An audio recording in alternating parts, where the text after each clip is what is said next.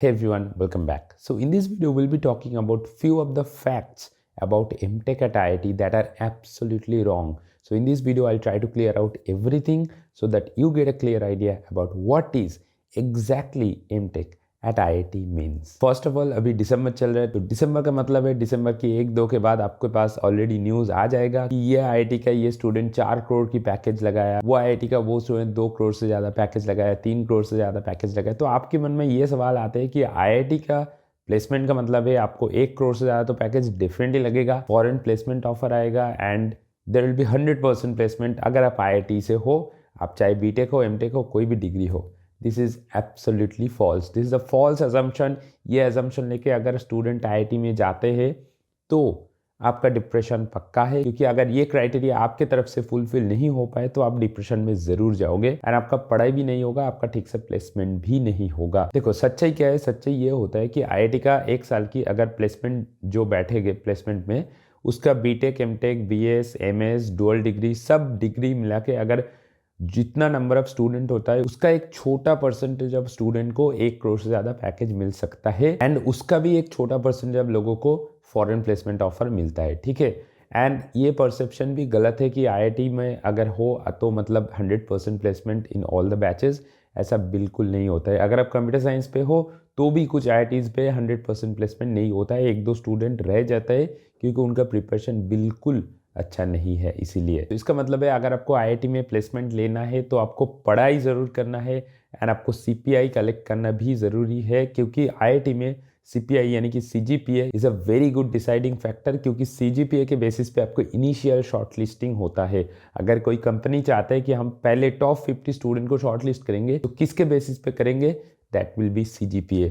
तो आपके अगर CGPA कम है तो आप सपना छोड़ दो, IIT में आपका प्लेसमेंट होने का चांसेस भी बहुत ही कम है। तो इसीलिए IIT में जाके आपको CGPA कलेक्ट करने में सबसे ज़्यादा फोकस करना है, देन आपकी प्रोजेक्ट में फोकस करना है, आपकी कोर्स वर्क में फोकस करना है, आपकी रिसर्च पे फोकस करना है, तब जाके एक अच्छी प्लेसमेंट निकल सकते हो आप। तो this is not a simple procedure. तो IIT में आप इसी माइंडसेट में जाओ कुछ नया चीज़ सीखने के लिए, नॉट जस्ट कि 100% प्लेसमेंट होगा, बहुत अच्छी कंपनी मिलेगा, ऐसी माइंडसेट लेकर मत जाओ, क्योंकि IIT में आप कुछ नहीं सीख पाओगे। तो ऑन दिस रिगार्ड अगर आप एमटेक करना चाहते हो IIT से, या फिर अगर आप PSU ऑफिसर बनना चाहते हो through GATE exam, so there is an excellent opportunity by Unacademy. Unacademy लेकर आ रहे गेट 24 के लिए उड़ान बैच एंड गेट 25 के लिए बुनियाद batch, which is a complete English batch, जहाँ पे संचित sir, Shweta ma'am, Reddy sir, Vishwadeep sir जैसे बहुत सारी टॉप एजुकेटर्स आपको पढ़ाएंगे। आपको टोटल सिलेबस कवरेज मिलेगा, आपको PSU एग्जाम के लिए या फिर IIT में इंटरव्यू के लिए टोटली प्रिपेयर किया जाएगा। आपको डिजिटल बुक के साथ साथ फिजिकल बुक भी होम डिलीवर किया जाएगा, एज वेल एज आपको डेली प्रैक्टिस क्वेश्चन के साथ साथ आपको mock test, test series, entire सब कुछ मिलेगा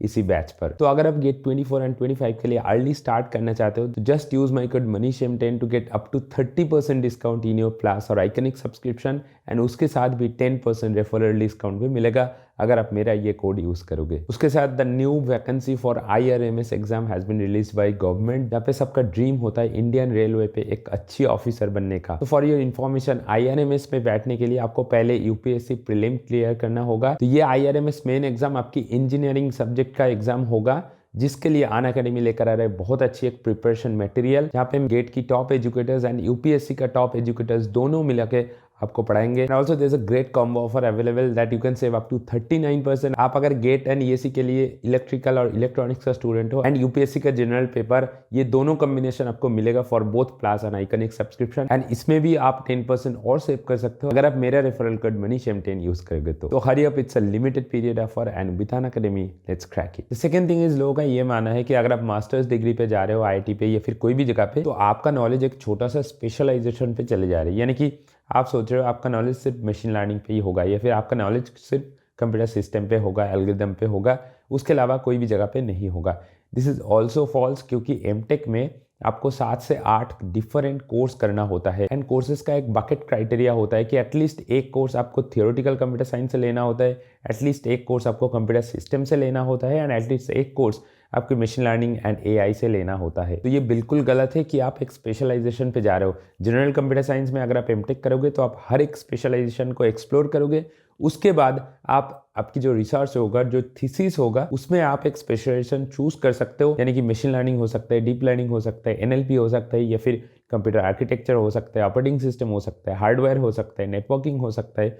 तो that depends on the broader scope. आप कौन सी गाइड के अंडर काम कर रहे हो, कौन सी प्रोफेसर के अंडर काम कर रहे हो, उसके ऊपर डिपेंड कर रहे हैं। बट इनिशियली जो आपको कोर्स वर्क करना होता है उसमें हर तरीके की कोर्स आपको पढ़ना होता है। आप चाहे कोई भी स्पेशलाइज, यानी कि आप देख सकते हो कि MTech in data science, MTech in AI, ये जो डिग्रीज होता है इसमें भी एआई का कोर्स तो डिफरेंट ही होगा, उसके साथ भी कंप्यूटर सिस्टम का भी एक दो कोर्स होगा, थियोरेटिकल कंप्यूटर साइंस का भी एक दो कोर्स होगा। एंड आप जितना एक्सप्लोर करोगे आप उतना नया चीज़ सीख पाओगे। द थर्ड थिंग इज, लोगों का ये मानना है कि अगर आप एमटेक कर रहे हो ना तो जॉब मार्केट में आपका स्कोप लिमिटेड हो जाता है, क्योंकि most of the time they preferred BTech candidate over MTech candidate. ये बिल्कुल गलत है। अगर आपकी एमटेक है आईआईटी से तो मैं आपको लिख के दे सकता हूँ कि आपका जॉब मार्केट में आपका प्रायोरिटी सबसे ज़्यादा हो जाता है, क्योंकि you are from a reputed institution, क्योंकि स्किल्स ही एट द एंड मैटर करते हैं। अगर आप कोई भी बड़ी इंस्टीट्यूट से एमटेक करोगे या फिर बीटेक करोगे एंड आपके पास अगर स्किल है तो you are always ready for the job market. And in fact अगर आप मोर स्पेशलाइज्ड जॉब देखोगे, यानी कि डेटा साइंस देखोगे, डेटा इंजीनियरिंग देखोगे, डेटा एनालिस्ट देखोगे, या फिर कंप्यूटर सिक्योरिटी इंजीनियर देखोगे, एडवांस सिस्टम डेवलपर देखोगे जैसे Linux kernel developer, operating system का बहुत सारे कोर डेवलपर होता है, ये सारे पोजीशन के लिए आपको एडवांस डिग्री ज़रूरत है। आप चाहे लिंक्डइन में जाके सर्च करके देख लो, वहाँ पे प्रेफर्ड क्वालिफिकेशन मास्टर्स डिग्री लिखा होता है। एंड आपका अगर एक बड़ी इंस्टीट्यूट का टैग मिल जाए कि आप आईआईटी से कोई भी एक डिग्री किया, यानी कि बीटेक किया, एमटेक किया, तो आपकी जॉब मार्केट में आपका वैल्यू भी बढ़ जाते हैं। And this is completely false कि एमटेक का कोई वैल्यू नहीं होता है। अगर आप एमटेक हाँ छोटा मोटा जनरल कॉलेज से करोगे तो डेफिनेटली आपका एमटेक का कोई वैल्यू नहीं होगा। This is to be really honest, this is absolutely true. आपका एमटेक का कोई भी वैल्यू उतना नहीं होगा, आपका बीटेक का ही वैल्यू माना जाएगा। बट अगर एमटेक आपने बहुत अच्छी इंस्टीट्यूट से किया, आपने टॉप एनआईटी से किया, आपने आईआईटी से किया, आपने ट्रिपल आईटी से किया, डेफिनेटली आपकी वैल्यू बीटेक एमटेक कोई भी मैटर नहीं करते, आपकी डेफिनेटली वैल्यू जॉब मार्केट में बढ़ जाएगी। The fourth thing is, student का ये मानना है कि हम मास्टर्स डिग्री में जा रहे हैं मतलब हम रिसर्च करने जा रहे हैं एंड रिसर्च के बाद मेरे को तो पीएचडी करना ही पड़ेगा। ऐसा भी बिल्कुल नहीं है। एमटेक मतलब आपको 1 साल या कुछ जगह पे 1.5 साल आपको कोर्स करना होता है। Again as I said earlier कि आपको 7 से 8 डिफरेंट कोर्स करना होता है। एंड कोर्स करना मतलब इसमें रिसर्च की कोई कंपोनेंट नहीं होता है। आपको कोर्स करना होता है, उसका एग्जाम देना होता है, प्रोजेक्ट करना होता है, असाइनमेंट करना होता है। सेम तरीके की आपने बीटेक में जो किया वही एडवांस लेवल कोर्स आपको यहाँ पे करना होता है। एंड देन मास्टर्स की और 1 साल, यानी कि कुछ आईआईटीज में 1 साल होता है, कुछ आईआईटीज में 6 मंथ होता है। उसमें कुछ जगह पे आपको एमटेक प्रोजेक्ट करना होता है और कुछ जगह पे आपको एमटेक रिसर्च करना होता है। दोनों केसेस में, प्रोजेक्ट केसेस में आपको मोर इन द एप्लीकेशन पार्ट में काम करना होता है एंड रिसर्च और थीसिस में more on the theoretical side as well as the application side पे भी आपको काम करना होता है। तो दैट डजंट मीन कि आप एमटेक जाओ मतलब आपको रिसर्च ही करना है। एंड पीएचडी जैसा रिसर्च यहाँ पे बिल्कुल नहीं है। आपको कुछ आईआईटीज में लोग कहेंगे कि आपको पेपर निकलने का, यानी कि कुछ अच्छी कॉन्फ्रेंस में पेपर निकलने का एक मिनिमम रिक्वायरमेंट है, वो भी यहाँ पे बिल्कुल फॉल्स है। पेपर यहाँ पे रिकमेंडेड है, मतलब अगर पेपर निकल पाओगे कोई अच्छी कॉन्फ्रेंस में तो your value will be very good. अगर नहीं निकल पाओगे, आपका अगर अच्छा थीसिस है और रिसर्च है तो यहाँ पे काफ़ी है। And on the other hand MTech के बाद आपको पीएचडी करना है, ये भी बिल्कुल फॉल्स है। आप कर सकते हो, आपके पास एक एज है ओवर द बीटेक स्टूडेंट, क्योंकि आपने मास्टर्स किया, आपने एक मिनी रिसर्च भी कंडक्ट कर लिया, मतलब आपके पास थोड़ा बहुत रिसर्च एक्सपीरियंस होगा तो डेफिनेटली पीएचडी में वो हेल्प करेगा। बट दैट डजंट मीन कि आपको पीएचडी में ही जाना है। In fact I can say 95% of the MTech student don't go for PhD, वो सिर्फ जॉब लेके मार्केट में चले जाते हैं। एक छोटा परसेंटेज, यानी कि 4-5% लोग पीएचडी के लिए जाते हैं, उसमें भी एक छोटा परसेंटेज लोग पीएचडी के बाद रिसर्च में फोकस करते हैं या फिर कुछ जगह पे प्रोफेसर भी बन जाते हैं। The last thing is that लोगों का ये मानना है कि बीटेक के बाद जो जॉब मिलता है, मतलब बीटेक के बाद जनरली अगर कोई अच्छी कंपनी में एसडी जॉब मिल रहा है, एमटेक के बाद भी वो सेम जॉब मिल रहा है, तो एमटेक का करने का क्या मतलब है? MTech is a waste of 2 years। तो ये भी बिल्कुल फॉल्स है, क्योंकि आपको देख के लगता है कि यार एमटेक में आपको एसडी जॉब मिलता है, आपको SD1 में ही जॉब मिलता है, but as you have the MTech degree, आपकी 2 साल की एक्सपीरियंस है, तो that experience counts a lot. तो आपकी एक्सपीरियंस डेफिनेटली काउंट होगा। आपकी ज़्यादा चांसेस है कि जल्दी आपकी प्रमोशन मिल जाए, आपकी SD1 से SD2 आप जल्दी बन सकते हो। जैसे मैंने मेरा बहुत सारे दोस्त को भी देखा था, SD1 से 6 महीने बाद SD2 बन गया, कुछ लोग 6 महीने बाद SD2 से सीनियर SDV बन गया, सीनियर एनालिस्ट बन गया, सीनियर डेटा साइंटिस्ट बन गया। तो ये एक एज डिफरेंट रहता है जो कि बीटेक के बाद आपको बिल्कुल नहीं मिलेगा। ऑल्सो जो स्पेशलाइज जॉब है, मैंने ऑलरेडी जो बात किया, data scientist, data analyst, data engineering, Linux kernel developer, advance system developer, ये जो स्पेशलाइज्ड रोल होता है इसके लिए सिर्फ एमटेक को ही चुना जाता है। बीटेक से उसी जगह पे जाना is a very difficult unless you have a very good fundamental knowledge about that particular topic. And अगर आपकी एमटेक कोई अच्छी इंस्टीट्यूट से है तो that definitely counts a lot, आपका जॉब मार्केट में प्रायोरिटी भी बढ़ जाएगा। तो definitely MTech is not a waste of 2 years।